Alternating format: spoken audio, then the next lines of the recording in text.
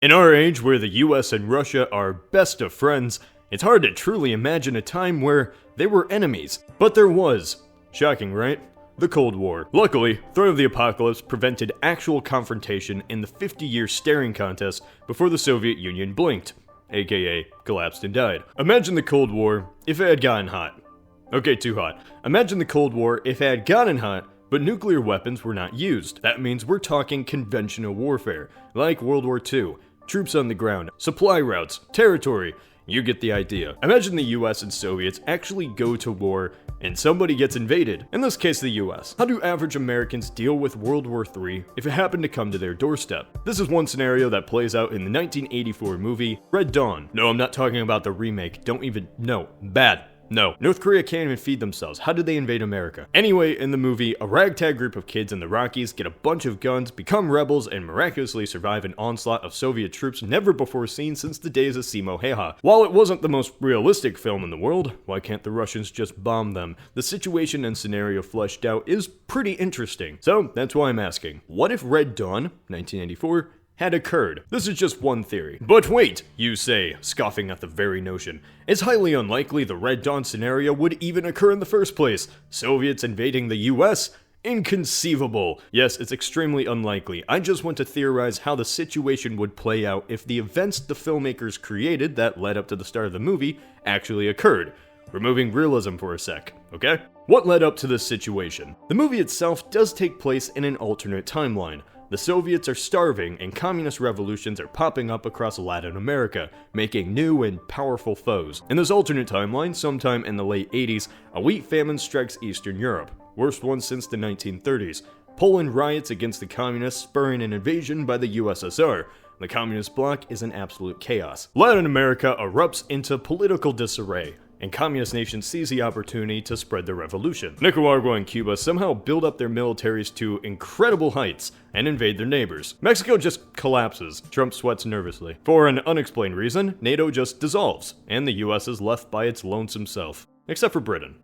Thanks, Britain. There isn't any indication about what causes the war, desperation or not, but it begins. The USSR declares war on the US. Russian paratroopers jump from commercial airliners across the United States. Nukes are launched and wipe out major American cities, including Washington, D.C. This somehow doesn't start a world-ending atomic war which brings on supermutants and ghouls, explained away as both sides don't want to destroy the world, so conventional warfare is used. The Russians invade through Alaska, across Canada, and through the north, while teaming up with the Cubans and Nicaraguans, who invade through destroyed Mexico, into the southern border. Trump sweats more nervously. Soon, Latin Americans have conquered most of the southern Great Plains. All of this happening without the characters in Colorado even realizing it's occurring. In a few days, Western Europe basically just surrenders, or remains neutral. Except for Britain, which is now under attack as well.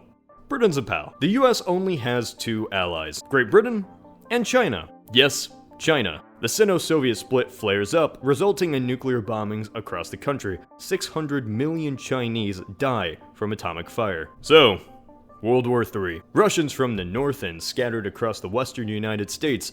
Latin Americans in the south with over 500,000 troops. Most of the US is still functional and holding on to territory east of the Mississippi and the west coast. Progression on all fronts have come to a halt. Across the United States, occupied or not, American militia take up coordinated resistance against the invaders, arming themselves, creating an underground front against the Russians. For example, the Wolverines. So in this alternate timeline, say all of that actually did happen. Every single event the movie laid out actually occurs. How would this realistically play out? Much of this goes into speculation right off the bat, because the situation isn't the most realistic. Imagine the United States and Soviets fighting a conventional war for survival when they have massive nuclear arsenals. You can't, because the idea of a land war in North America isn't really feasible. Nobody wants to fight a land war, especially in a non-strategic area with no true purpose. Sorry, Iowa. The movie plays this off as both countries not wanting to mutually destroy the world, but it's already too late to go back. By the time the decision to not nuke each other happened,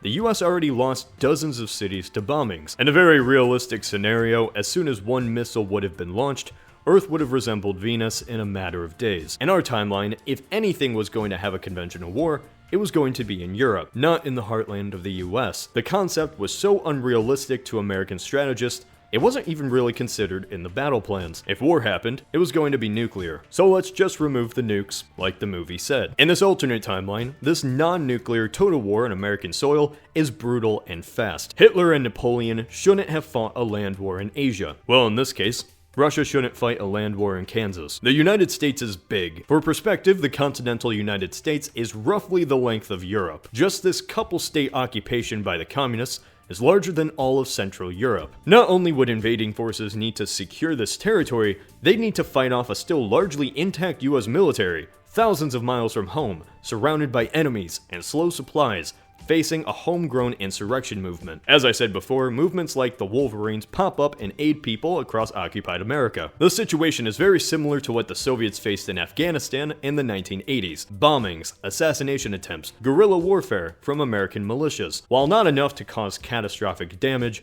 these attacks weaken the Soviets' will to fight. Cities are burned that are not valuable. A scorched earth policy is implemented in some areas. Militias wouldn't directly fight the Soviets in major battles.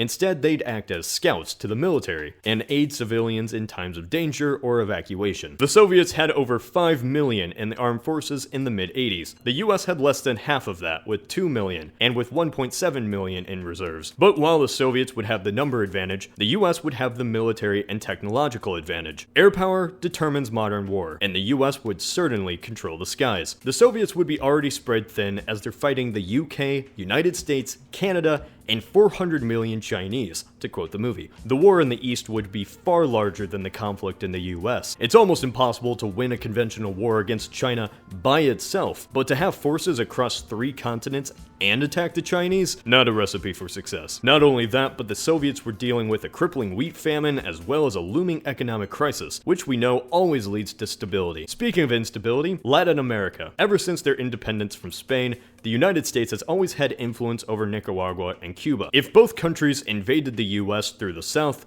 the Americans could just push them back from technological advancement alone, even with a few nukes to the face. In our timeline, Iraq had the 5th largest military in the world. Just 6 years after 1984, Iraqi soldiers invaded Kuwait. The Americans responded. The air campaign lasted 2 weeks. The ground campaign, liberation of Kuwait and all, lasted only 4 days. 10,000 Iraqis died. The United States only lost 150. The reason I say this is that if Iraq could lose a war so quickly by a power halfway across the globe, how could Cuba and Nicaragua even attempt to control land in the US homeland? While Cuba was the most prominent military power in Latin America in the 80s, even with Soviet support, the Latin communist allies would have been destroyed within a matter of days in a home war against the US. If either country truly went to war, it would have been nuclear. You would never get to fight the Russians.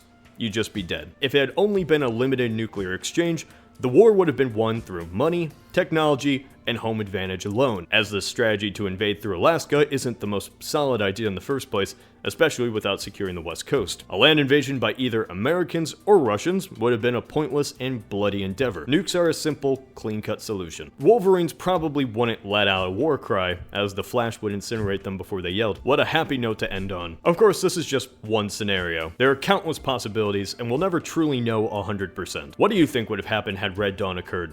Say in the comments. This is Cody of Alternate History Hub.